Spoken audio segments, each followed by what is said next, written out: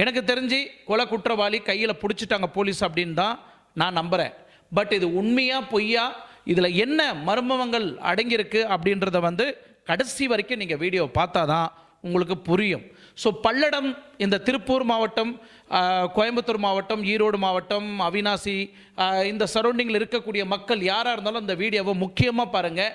ஏன்னா முழுக்க முழுக்க முழுக்க முழுக்க நம்ம திருப்பூரில் இருந்து நியூஸ் டேட்டாஸை பகுதியிலேருந்து, இந்த கிராமத்து சைட்லேருந்து அங்கே இருக்கக்கூடிய மக்கள்கிட்டலாம் கலெக்ட் பண்ண சோர்ஸை வச்சு தான் இந்த நியூஸை நான் உங்களுக்கு அப்டேட் பண்ணுறேன்.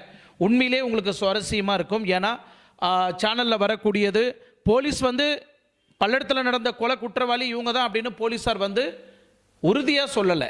உறுதியாக எங்கே சொல்லுவாங்கன்னா கோர்ட்டில் இன்றைக்கி ஆஜர்படுத்தி இருக்கிறாங்க.